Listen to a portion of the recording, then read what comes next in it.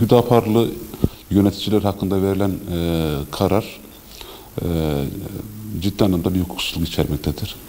Özellikle 2011'de Hizbullah ana davasında 10 yıl tutuklu kalanların hakkında verilen tahliye kararı üzerine bu bir kısım, tahliye edilenlerin bir kısmının yurt dışına çıkmış olmasında etkileri olduğundan bahisle 3 tane Hüdapar yöneticisi hakkında verilen karar tamamen bir isimsiz ihbara dayanıyor. Öyle okudum ben.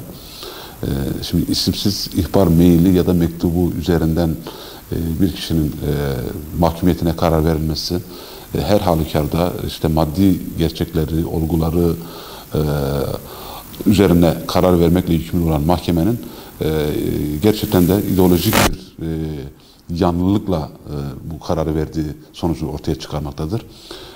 Çünkü her şeyden önce mahkemenin yargılama yürütürken sadece şekle değil, iddialarla ilgili ve karşı iddialarla ilgili somut kanıtları değerlendirmesi ve bunun üzerinde bir karar vermesi gerekmektedir. İncelediğim kadarıyla şeklen hukuka uyulmuş fakat içerik olarak yargılama sürecinin safhatlarına bakıldığı zaman tamamen sanki önceden böyle bir kararın verileceği ön kabulüyle yargılama yapılarak böyle bir mazlumiyete, böyle bir mağduriyete neden olunduğu anlaşılmaktadır. Diğer taraftan Türkiye'de şunu biz açık ve net bir şekilde bugün görüyoruz. Yargıçlar, hakim ve savcılar daha doğrusu mesleğe başlarken anayasal ilkelerin ne sadık kalacaklarına yemin ederek başlıyorlar. Dolayısıyla belli bir ideolojinin savunucusu olarak aslında mesleklerini icra ediyorlar. Özellikle İslami siyasi davalarda ben şahsım olarak mahkemelerin taraflı olmadığını özellikle düşünüyorum. Çünkü siz bir hakim savcı olarak devletin müesses nizamını korumayı yemin ederek göreve başlıyorsanız mevcut nizama karşı olan düşünce ve fikirleri de aynı şekilde devlete karşı bir devletin zararına bir hareket, bir fiil olarak değerlendirip bir işte ön kabulle, böyle bir ön kabulle hareket ederek yargıladığınız kişiler hakkında mahkumiyet verebilirsiniz ve bu etmiş olduğunuz yemine de aykırı değildir.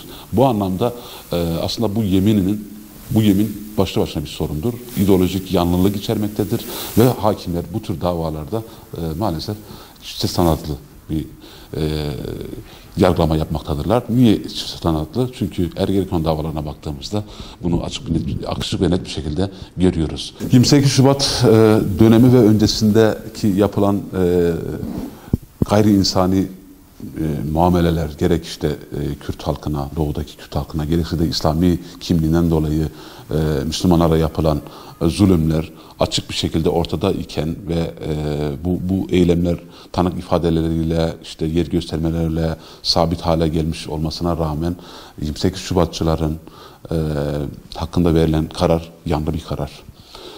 Diğer taraftan Ergenekoncuların hakkında verilmiş olan kararlar işte darbe girişiminin CD'lerle vesaire bilgi, belge bir sürü dokümanla ortada olmasına rağmen verilen beraat kararları yine yanlı kararlardır. Ama diğer taraftan aynı mahkemenin İslami davada delil niteliği olmayan şeyler işte bahsettim ihbar mektubu ya da maili üzerinde bu şekilde kararlar vermeleri hukukla izah edilir bir durum olmadığı gibi yargıdaki çifte standartlılığın da açık ve net bir şekilde göstergesidir. Diğer taraftan Türkiye'deki yargılama maalesef özellikle siyasi davalarda işte devlete kim egemense, devletin işte yargı ve emniyetine kim hakimse, iç işlerine kim hakimse onun direktifleri doğrultusunda hareket eden ve bir yerde de siyasi mühendisliğin bir aracına dönüşmüş olması emniyetin, işte yargının hukuk devleti noktasında çok gerilerde olduğumuzu göstermektedir. Maalesef hani yargı kurumu 28 Şubat döneminden daha etkin bir şekilde siyasetin bir nesnesi haline geldi. Verilen kararlar, işte Ergenekon dedik, İslami davalar dedik ve çifte sanatlıktan bahsettik. Sanki Türkiye'yi idare eden koalisyon güçleri, ki sadece hükümet olduğunu düşünmüyorum. Başka güçler de var yani bu ülkeyi idare eden. Türkiye'de siyasi davalarda yargı değil, siyaset konuşuyor, siyaset etkin. Yani hükümet tabii 15 Temmuz darbe girişimiyle birlikte FETÖ'yü zaten terör örgütleri listesine aldı ve milli güvenlik siyasetinde FETÖ öncelikli hale geldi. Ancak şu var tabii, dediğiniz gibi hükümet daha çok kendine karşı yapılan hukukçuluklara, kendisine karşı kurulan, FETÖ tarafından kurulan kumpaslara ağırlık verdi. Ama bunun dışında FETÖ'nün yargı kanalıyla özellikle İslami kesime, iş adamlarına yapmış oldukları kumpasları es geçti, deyim yerindeyse. Onlarla alakalı bir şey yapmadı. Nitekim bu davasında da, işte Hizbullah davasında da, işte Hüdaparlı 3 tane yöneticinin hakkında verilen kararın onanmış olması durumunda da biz bunu açık ve net bir şekilde görüyoruz. Yani burada açık bir şey var.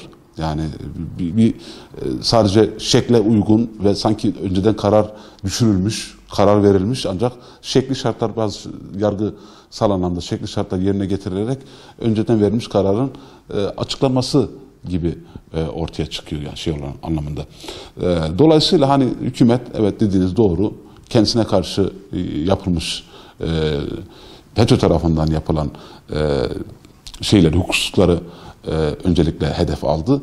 Diğer taraftan halka karşı yapılmış olan, değişik kesimlere karşı yapılmış olan kumpaslara, yargı mağduriyetlerine maalesef bugüne kadar bir çözüm üretmedi. Cumhurbaşkanı ara sıra hani gündeme de getiriyordu. 15-16 yıldır içeride yatan insanlar var. İşte 15 Temmuz darbe girişimi bizi bu hatalardan dönme imkanı sağlayacaktır gibi bir umut verici açıklamaları olmuş olmasına rağmen halen bu mağduriyetlerin devam ediyor olması açıkçası bizleri de düşündürüyor. Ciddi anlamda bir adaletsizlik var burada. Yani çifte standart var. Yani yargı bu ülkede, daha önce de ifade ettiğim gibi, insanlara eşit bir şekilde dağıtılmıyor. Yani bunu özellikle siyasi davalar için söylüyorum ben.